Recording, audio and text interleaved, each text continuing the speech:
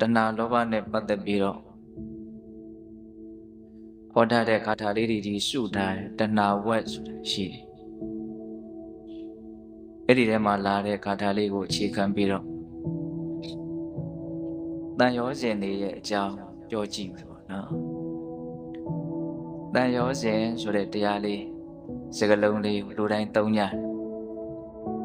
တန်ရောစဉ်ဆိုတာဘာတော့လို့မေးရင်အနှောင်အဖွဲ့ဒီနေရာဖြင့်ချီနှောင်တတ်တဲ့သဘောဒုက္ခနဲ့ကိုယ်နဲ့ပူးနေအောင်မလွတ်မလပ်ဖြစ်နေအောင်ချီထားတာတုတ်ထားတာနှောင်ဖွဲ့ထားတာအဲ့ဒါလိုချီနှောင်တတ်တဲ့တရားကိုတန်ရောစဉ်လို့ဒီလိုခေါ်တယ်အဲ့ဒီတန်ရောစဉ်ဟာအလွန်တရာမှခိုင်မြဲတဲ့အနှောင်ဖွဲ့ဖြစ်တယ်ဆိုတာလေးနဲ့ပတ်သက်ပြီးတော့မြတ်စွာဘုရားကတန်နဲ့လှုပ်ထားတဲ့ကျိုးနဲ့လှုပ်ထားတဲ့တစ်သားနဲ့လှုပ်ထားတဲ့အနှောင်ဖွဲ့တွေဆိုတာရှိတယ်တဲ့အဲ့ဒီအနှောင်ဖွဲ့တွေကတကယ်အနှောင်ဖွဲ့အစ်စ်လို့ဆိုရဘူးတဲ့ကိလေသာတရားတွေလို့ဆိုရတယ်နောက်ပြီးတော့ဦးဇင်းတို့ရှင်းပြမယ်တန်ရောစဉ်10ပါးပေါ့နော်အဲ့ဒီတန်ရောစဉ်ဆိုတဲ့အနှောင်ဖွဲ့ကတော့အလုံးခိုင်မြဲတဲ့အနှောင်ဖွဲ့ဖြစ်တယ်ဆိုပြီးတော့ဒီအနှောင်ဖွဲ့နဲ့ပတ်သက်ပြီးမြတ်စွာဘုရား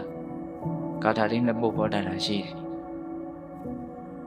လူတိုင်းစဉ်းစားကြရလဲကောင်းတယ်ဒီဂါထာလေးနှစ်ပုဒ်ကိုမြတ်စွာဘုရားကယဟန်တော်တွေကိုအကြောင်းပြုပြီးတော့ဟောခဲ့တာခါတစ်ပါးမှာယဟန်တော်ရှင်မြတ်တွေမြို့ထဲကနေစွန့်ခံပြန်ပြီးတော့ကြွလာကြတော့မြို့ထဲမှာသူတို့နည်းနည်းထူးခြားတဲ့မြင်ကွင်းတစ်ခုမြင်ခဲ့ရတယ်အဲ့ဒါကဘာလဲဆိုတော့ရာဇဝသားတွေကိုကောသလမင်းကြီးကအနှောင်အဖွဲ့အမျိုးမျိုးပေးပြီးတော့နှိပ်စက်ညှင်းဆဲတာမြင်ခဲ့ရတယ်အလွန်ဆိုးသွမ်းတဲ့ရာဇဝသားတွေဆိုလို့ရှိရင်တန်ချီချင်းကြီးခတ်တာတချို့ရာဇဝသားတွေကြတော့လည်းပဲခြေထောက်နှစ်ချောင်းကိုမလှုပ်နိုင်အောင်နော်တစ်သားအနှောင်အဖွဲ့လက်နှစ်ချောင်းရောခြေနှစ်ချောင်းရောလှုပ်လို့မရအောင်နှောင်ဖွဲ့ထားတယ်တချို့အပြစ်ပေါ်တဲ့ရာဇဝသားတွေဆိုရင်ကျိုးနဲ့ခြေထားတယ်ပေါ့အဲ့ဒါလိုတန်ချီချင်းနော်တစ်သားအနှောင်ဖွဲ့ကျိုးအနှောင်ဖွဲ့အစရှိတဲ့အနှောင်ဖွဲ့တွေနဲ့နှောင်ဖွဲ့ခံနေရတဲ့ရာဇဝသားတွေကိုမြင်ရတော့ဒီလောက်ခိုင်ခိုင်မြဲမြဲချီနှောင်ထားတဲ့အနှောင်ဖွဲ့တွေနဲ့နှောင်ဖွဲ့ထားမှတော့ဒီလူတွေဟာဘလို့ထွက်ပြေးနိုင်မလို့ဘလို့နည်းနဲ့မှသူတို့ထွက်မပြေးနိုင်ကြဘူးဒီအနှောင်ဖွဲ့တွေကကြောက်စရာကောင်းလိုက်တာလို့ယဟန်နေရဲ့စိတ်ထဲမှာအဲ့ဒါလိုတွေးမိတာဒါညနေခင်းကာလရောက်တော့အဲ့ဒီအကြောင်းအရာကိုမြတ်စွာဘုရားကိုရှောက်ကြတာအဲ့ဒါလိုရှောက်ထားတာကိုအကြောင်းပြုပြီးတော့မြတ်စွာဘုရားကယဟန်တို့တဲ့အဲ့ဒီတန်အစရှိတဲ့တင်သားအစရှိတဲ့အကျိုးအစရှိတဲ့အရာတို့ဖြင့်ပြုတ်ထားတဲ့အနှောင်ဖွဲ့တွေဟာတကယ်ခိုင်မြဲတဲ့အနှောင်ဖွဲ့တွေလို့မဆိုရဘူးတဲ့နော်အချင်းချင်းမိသားစုဝင်အချင်းချင်းရွှေမျိုးချင်းချင်းမိတ်ဆွေချင်းချင်းချစ်တဲ့ခင်တဲ့သူချင်းချင်းတန်ရောစဉ်အနှောင်ဖွဲ့တွေနဲ့နှောင်ဖွဲ့ထားတဲ့အဲ့ဒီအနှောင်ဖွဲ့ကသာလေတကယ်ခိုင်မြဲတဲ့အနှောင်ဖွဲ့ဖြစ်တယ်လို့အဲ့လိုမြတ်စွာဘုရားကစကားနေတန်းတန်းပြီးတော့ဂါထာနဲ့ပုတ်ဟောပြတယ်နာတန်တန်လံဗန္ဒနာမဟုတိရာယထာယတန္တာရုဇပပ္ပဇင်္စတာရတရထမဏိကုံတလေသူပုတ်တေသူဓာရေသူစယာအပိခာဧတံတန်လံဗန္ဒနာမဟုတိရာဩဟာရိနတိတိလံဒုပ္ပမောဇံဧတံပိစိတဝါနာပရိပဇံတိနပိခိနောကာမတုခံပဟာယဒိဗေကပါပြောလို့ဆိုတော့ယဟန်တို့တဲ့ယရာယတန္တာရုဇပပ္ပဇင်တန်တို့တစ်သားတို့ကျိုးတို့နဲ့လှုပ်ထားတဲ့အနှောင်ဖွဲ့တွေဆိုတာရှိတယ်တဲ့အဲ့ဒီအနှောင်ဖွဲ့တွေကိုဒီရာဉာဏ်ပညာရှိကြတဲ့ပုဂ္ဂိုလ်တွေကဒလံမြဲမြံတဲ့အနှောင်ဖွဲ့လို့နအာဟုမဆိုကြဘူးတဲ့တန်တို့တစ်သားတို့ကျိုးတို့နဲ့လှုပ်ထားတဲ့အနှောင်ဖွဲ့ကိုမြဲတဲ့အနှောင်ဖွဲ့လို့မဆိုပါဘူးတဲ့ဉာဏ်ရှိတဲ့လူတွေကဘယ်လိုအနှောင်ဖွဲ့မျိုးကိုမြဲတဲ့အနှောင်ဖွဲ့လို့ဆိုလဲတာရတရတမဏိကုံတလေသူပုတ်တေသူဓာရေသူစယာအပိခာမဏိကုံတလေသူဗရမညာနဲ့တော့အစားရှိတဲ့လက်ဝတ်လက်စားတွေရဲ့ပုံမှာဆွဲမဲ့တဲ့လောဘ ဒီနေရာမှာမတိကုံတလေသူ့ကိုအဓိပ္ပာယ်နှစ်မျိုးပြောတယ်လက်ဝတ်လက်စားတွေပေါ်မှာဆွဲမဲ့တဲ့လောဘလို့ဆိုလို့ရတယ်လို့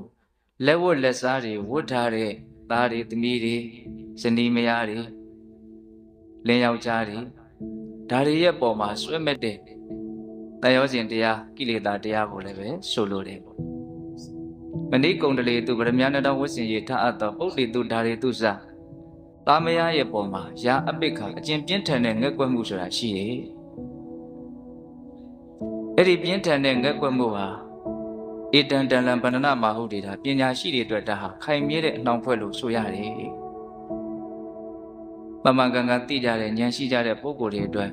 ခိုင်မြဲတဲ့အနှောင်ဖွဲ့ဆိုတာမိသားစုဝင်ချင်းချင်းညီကိုမောင်နှမချင်းချင်းဆွေမျိုးချင်းချင်းမိတ်ဆွေချင်းချင်းချစ်ကြခင်ကြတဲ့ပုဂ္ဂိုလ်ချင်းချင်းနှောင်ဖွဲ့ထားတဲ့တနည်းအားဖြင့်ဒီဒေသနာရပြောရရင်ယာအပိက္ခငက်ကွက်မှုကိုထပ်ပြီးတော့နားလည်အောင်ဘယ်လိုများရှင်းပြရပါငက်ကွက်တယ်စိတ်ထဲမှာရှိနေတယ်မထားခဲ့နိုင်မထားရက်ဘူးစိတ်ထဲမှာကိုနဲ့ဘာမှမဆိုင်ဘူးလို့လုံမထားရက်အဲ့ဒါကိုငက်ကွက်တယ်လို့ဆိုမယ်ဆိုနိုင်ကောင်းတယ်အဲ့လိုပဲတရားဓမ္မတို့ဦးဇင်းတို့ရဲ့စိတ်ထဲမှာနော်ဒီလူကိုတော့တစိမ့်ပြင်ပလို့ဘာမှမဆိုင်တဲ့လူတယောက်လို့မထားခဲ့နိုင်ဒီလူကတော့ငါလူကိုယ့်ရဲ့အတွင်းလူဟုတ်လားအဲ့ဒါဘာလဲလို့မေးငက်ကွက်မှုပေါ့နော်အဲ့ဒီငက်ကွက်မှုဆိုတာရှိတယ်တဲ့အဲ့ဒါမျိုးကိုသာလေဉာဏ်ရှိတဲ့ပုဂ္ဂိုလ်တွေကဧတံတန်လံဗန္ဒနာမဟုတ်တည်တာခိုင်မြဲတဲ့အနှောင်ဖွဲ့လို့ဆိုတယ်တဲ့အဲ့ဒီခိုင်မြဲတဲ့အနှောင်ဖွဲ့ကိုမြတ်စွာဘုရားကစကလုံးသုံးလုံးနဲ့နည်းနည်းလေးထပ်ပြီးတော့ပုံပေါ်အောင်ရှင်းပြတယ်ဩဟာရိနံတိဋ္ဌိလံဒုပ္ပမုံစဒီငက်ကွက်မှုဆိုတဲ့တန်ရောစဉ်နှောင်ဖွဲ့ဟာဩဟာရိနံတိဋ္ဌိလံဒုပ္ပမုံစဆိုတာဘာပြောအောင်ဆိုဖြေဖို့ခက်တယ်တဲ့တိဋ္ဌိလရော့လေးလို့ထင်ရတယ်တဲ့နော်ဒါပေမဲ့လို့အလွန်တရာမှဖြေဖို့ခက်တယ်ဒီတိုင်းပဂရိတိုင်းနေလို့ရှိရင်အနေရခက်တယ်ဒီအနှောင်ဖွဲ့ကြောင့်ကြက်ကြက်တေးကြီးဖြစ်နေတယ်လို့လည်းပဲမထင်ရတဲ့အတွက်ကြောင့်တာမအဖြစ်ဆိုလို့ရှိရင်တော့နှောင်ဖွဲ့ခံရလို့နှောင်ဖွဲ့ခံရမှန်းတော့မသိရလောက်သူကတိမ်မွေ့တယ်ကိုကြိုးချီခံထားရတယ်လို့တောင်ခံစားလို့မရအောင်လွတ်လပ်နေတယ်လို့ထင်ရတဲ့အနေအထားမျိုးတည်းရအောင်သူကရော့တယ်ဒီကြိုးကဒါပေမဲ့ဘလို့အနေအထားမျိုးမှာဒီကြိုးဟာခိုင်ခိုင်မာမာချီထားတယ်ဆိုတာကိုသိနိုင်တယ်ဆိုရင်ယုံကြည်တဲ့အခါမျိုးမှာသိနိုင်တယ်တာမန်ကိုအိမ်မှာကိုနေတယ်ဆိုရင်အိမ်ရဲ့အနှောင်ဘက်ကဒီလောက်ကြီးတယ်လို့မထင်ရဘူးအိမ်ကနေခွာလိုက်ပြီဆိုတာနဲ့အိမ်ရဲ့အနှောင်ဘက်ကြီးတယ်ဆိုတာသိနိုင်တယ်နော်အဲ့ဒါလိုပဲလူချင်းချင်းအတူတူနေကြတဲ့အချိန်မှာအချင်းချင်းပေါ်မှာချီနှောင်ထားတဲ့ဒီအနှောင်ဘက်ဟာသိပြီးတော့ခိုင်မြဲတယ်လို့မထင်ရပေမဲ့လို့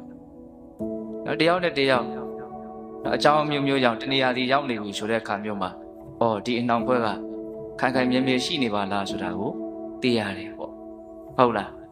ဒါကြောင့်တိဋ္ဌိလလျှော်ရဲတယ်လို့ထင်ရတယ်တဲ့ဒုဗ္ဗမုံစဒါမှမဟုတ်ဖြေဖို့ကတော့အလွန်ကိုခက်တယ်လို့အဲ့လိုမြတ်စွာဘုရားဟော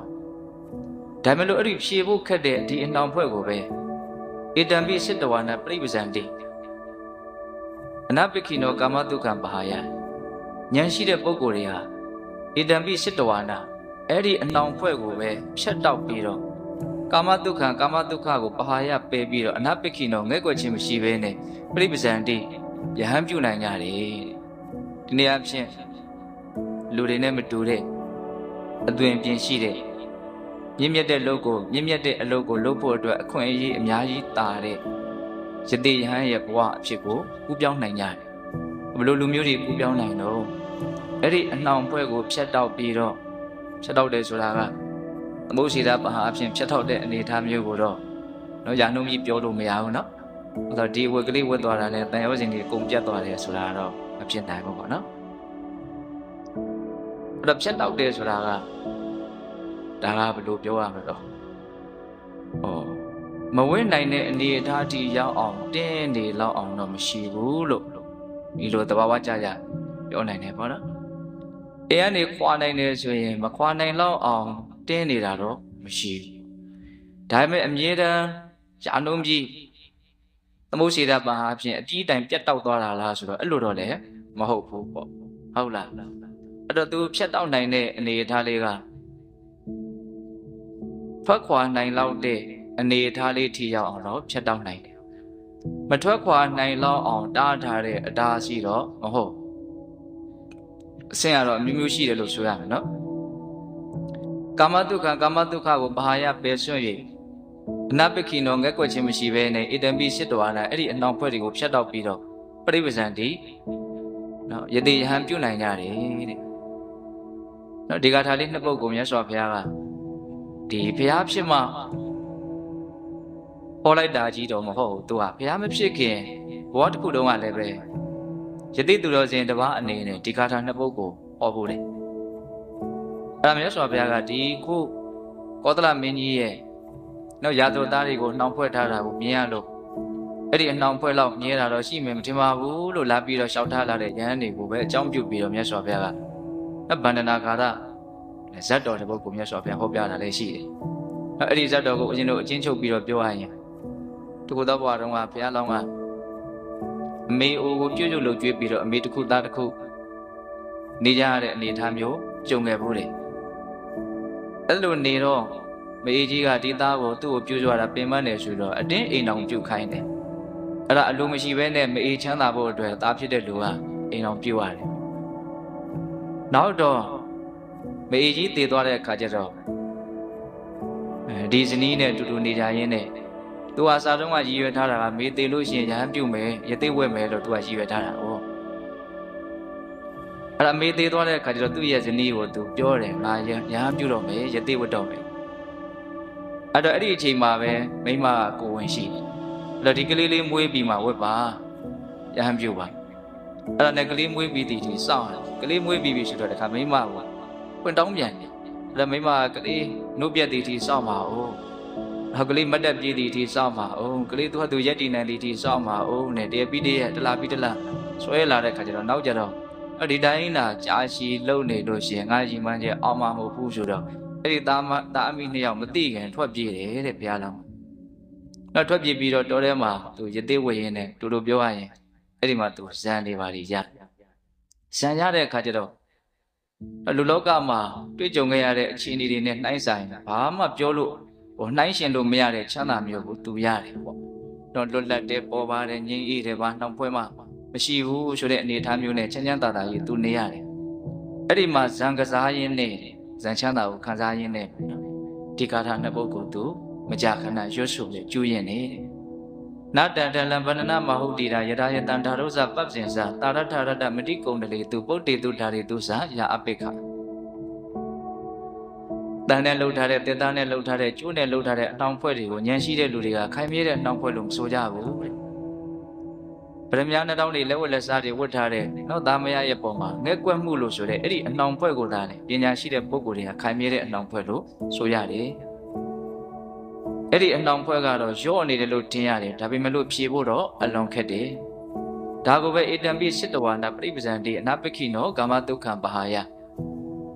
ကာမချမ်းသာကိုပယ်ပြီးတော့အဲ့ဒီအနှောင်ဖွဲ့ကိုဖြတ်တောက်ပြီးတော့နော်ကာမချမ်းသာရဲ့ပုံမှာငဲ့ကွက်မှုမရှိဘဲနဲ့ယဟန်ပြုနိုင်မယ်ဆိုလို့ရှိရင်အဲ့ဒီကာမချမ်းသာတဲ့လွန်ကဲတာလွန်နဲ့မြင့်မားတဲ့ချမ်းသာလို့ဆိုတဲ့ဇန်ချမ်းသာကိုရမယ်ပေါ့နော်အဲ့ဒီတုန်းကလည်းပဲသူဒီကာထာနှစ်ပုဒ်ကိုရွှတ်ဆိုခဲ့ဘူးတယ်ဆိုပြီးတော့မြတ်စွာဘုရားကနော်ဒီအကြောင်းအရာလေးကိုပြောပြပြီးတော့ဒီကာထာနှစ်ပုဒ်ကိုဟောတာအဲ့ဒီမှာဦးဇင်းတို့အနီးဝန်းကျင်မှာရှိတဲ့တရားနာပိသက်တွေတရားသူတရားမြတ်တွေရကြတယ်လို့ဒါဓမ္မပဒထကရာထဲမှာလည်းပဲအဲ့လိုဖွင့်ဆိုတယ်ပေါ့အဲ့တော့ဦးဇင်းတို့ဒီမှာခိုင်မြဲတဲ့အနှောင်ဖွဲ့ဆိုတာလေးနဲ့ပတ်သက်ပြီးတော့တာယောဇဉ်10ပါးရှိတယ်ဆိုတာကိုအလုံးကြားဖို့ရတယ်ကျိုး10ကြောင်းပေါ့အဲ့ဒီကျိုး10ကြောင်းကအောက်ကိုဆွဲချနိုင်တဲ့ကျိုး5ကြောင်းရယ်နော်အထက်ကနေပြီးတော့ဆွဲတင်ထားတဲ့ခြိထားတဲ့ကျိုး5ကြောင်းရယ်ဆိုတော့ကျိုး10ကြောင်းဥဒ္ဒံပါကိယဒောပါကိယစားတော့အဲ့လိုသုံးတယ်နော်အထက်အဖို့ကိုရောက်စီတတ်တဲ့ကျိုး၅ကြောင်းရဲ့အောက်အဖို့ကိုရောက်စီတတ်တဲ့ကျိုး၅ကြောင်းရဲ့ အောက်ကိုဆွဲချနိုင်တဲ့ကျိုး၅ကြောင်းကဘာတုံးဆိုတော့တက္ကာယဒိဋ္ဌိဆိုတဲ့ထင်ရှားဖြစ်ပေါ်နေတဲ့ဒီယုတ်ဒီနံဒီသဘာဝတရားကိုပုဂ္ဂိုလ်တ attva လို့ငါလို့သူလို့ထင်မှတ်မှားနေတဲ့သဘောနော်အဲ့ဒီကျိုးကအောက်ကိုဆွဲချနိုင်အဝိဇိကိစ္စတဲ့ယရဏမြတ်သုံးပါးနဲ့ပတ်သက်လို့သူတော်ကောင်းတရားနဲ့ပတ်သက်လို့ပံကံနဲ့ဆုံးဖြတ်ချက်မချနိုင်မင်းနဲ့သူလို့တွေးတောပြီးတော့ယုံမတန်တရားဖြစ်နေတဲ့သဘောဒါလည်းပဲအောက်ကိုဆွဲမဲ့ကျိုးတစ်ချောင်းနော်နောက်တိလပတ္တပရမတ္တတန်ရောစဉ်အဲ့ဒါကဘာလဲဆိုတော့မဟာကြီးဆိုဘုရားကြီးရှင်းပြတာလေးကိုအမိပြုပြီးတော့ရှင်းပြရင်ပို့ပြီးတော့နားလည်နိုင်မဲခင်ရှင်ပါအကျင့်မြတ်တရားကလွဲလို့ကျန်တဲ့အကျင့်တွေကိုငြိမ်းချမ်းမှုအစစ်အမှန်ကိုရစေတယ်လို့စွဲယူတာအဲ့ဒါကိုတိလပတ္တပရမတ္တတန်ရောစဉ်စာထဲမှာဖွင့်ပြတာကခွေးခြင်း၊နွားခြင်းစရှိတဲ့အကျင့်တွေနဲ့ဖြူစင်တန်ရှင်းနိုင်တယ်လို့ယုံကြည်တာမျိုးပေါ့ဒါကိုပို့ပြီးတော့ကြည်ကြည်ပြည့်ပြည့်ပြောရရင်အဲ့ဒီမဟာရှိစောဘုရားကြီးပြောထားတာလေရမှတ်သားစရာကောင်းနော်တတိပဋ္ဌာန်တရားမဲခင်ရှင်ပါစရှိတဲ့နိဗ္ဗာန်ရောက်ကြောင်းတရားမြတ်စွာဘုရားဟောထားတဲ့ဒီသူတော်ကောင်းတရားတွေကလွဲလို့တခြားတကယ်စစ်မှန်တဲ့စိတ်ရဲ့ငြိမ်းချမ်းမှုကိုရစေနိုင်တဲ့နိလန်းတွေရှိသေးတယ်လို့ထင်နေတာတခြားသောနိလန်းတွေကိုဒါလည်းပဲငြိမ်းအေးချမ်းတရားပါပဲလို့ထင်နေတာလွဲမှားတဲ့အထင်မှုပေါ့နော်တိလပတ္တပရမတ္တတန်ရောစဉ်ဟုတ်လားဒါလည်းပဲအောက်ဆွဲတဲ့ကျိုးတစ်ချောင်းနောက်ကာမိဆန္ဒကာမဂုဏ်အာယုံရဲ့ပေါ်မှာနော်အလိုဆန္ဒတေကိုကောက်ရင်လောဘပေါ့ဒီနော်အဲ့ဒီလောဘဟာလည်းပဲအောက်ဆွဲတဲ့ကျိုးတစ်ချောင်းနောက်ပြာပါဒတဲ့ဒေါသပါနော်အဲ့တော့အောက်ကိုဆွဲချနိုင်တဲ့ကျိုး၅ချောင်းတနည်းအားဖြင့်အပယ်လေးပုံနဲ့မိတို့ရဲ့ဘဝကိုဆက်သွယ်ပေးထားတဲ့ကျိုး၅ချောင်းလို့လည်းဆိုနိုင်တယ်တက္ကာယဒိဋ္ဌိယဝိသိကိစ္စရဲ့တိလပတ္တပရမတ္တရဲ့ကာမိဆန္ဒရဲ့ပြာပါဒရဲ့နောက်ဦးဇင်းတို့အထက်ကိုဆွဲပြီးတော့တင်နိုင်တဲ့နော်အထက်ဘုံဘဝတွေနဲ့ဆက်သွယ်ထားတဲ့အကျိုး၅ချောင်းလည်းရှိသေးတယ်တဲ့အလုံးကိုဖြတ်တောက်နိုင်မှအပြီးပိုင်လွတ်မြောက်မယ်ဆိုတဲ့အဓိပ္ပာယ်ကိုစဉ်းစားရင်းနဲ့ဒီအထက်ကျိုး၅ချောင်းကိုလည်းပဲမှတ်သားရမယ်ပေါ့ထက်ကျိုး၅ချောင်းကဘာလေးပြောလို့ဆိုတော့ရူပယာကရူပယာကတန်ရောစဉ်ဆိုတာရူပပြမာတွေဖြစ်လို့တဲ့ရူပပြမာဘဝကိုတွေ့တာမေမောဆွဲမဲ့တဲ့လောဘဓာတ်တစ်မျိုးပေါ့အရူပယာကတန်ရောစဉ်တဲ့အရူပယာကဆိုတာကအရူပဘုံဘဝဘုံဌာနကိုဆွဲမဲ့တဲ့လောဘဓာတ်တစ်မျိုးပေါ့နောက်မာနတွေအထင်ရောက်မှုဥဒိစ္စတွေပြန့်လွင့်မှုအဝိဇ္ဇာတဲ့သစ္စာလေးပါးကိုမသိမှုအဲ့တော့ဦးဇင်းတို့ရူပယာကအရူပယာကမာနဥဒိစ္စအဝိဇ္ဇာဆိုပြီးတော့ဒါကဦးဇင်းတို့ဥဒ္ဒံဘာကိယတယောစဉ်၅မျိုးခုနတုန်းကအဒေါဘာကိယတယောစဉ်၅မျိုးအောက်ဆွဲတဲ့တရားရဲ့အပေါ်ဆွဲမဲ့တရားရဲ့အဲ့ဒီတန်ရောစဉ်10ပါးနဲ့ပတ်သက်ပြီးတော့ဘုရင်တို့မလဲဆိုတော့ဘုရားကြီးမဂ္ဂဒေဝလင်္ကာထဲမှာလင်္ကာလေးတွေရေးထားတာရှိကိလေသာနဲ့ပတ်သက်ပြီးတော့ရေးတာတွေလည်းရှိတယ်နိဝရဏနဲ့ပတ်သက်ပြီးတော့ရေးတာလည်းရှိတယ်ဥပါဒနဲ့ပတ်သက်ပြီးတော့ရေးတာလည်းရှိတယ်အနုတ္တယနဲ့ပတ်သက်ပြီးတော့ရေးတာလည်းရှိတယ်ဦးဇင်းတို့တခါတောင်ဟောဖို့ပါသေးတယ်အနုတ္တယသို့မဟုတ်ချောင်းနေသောယံ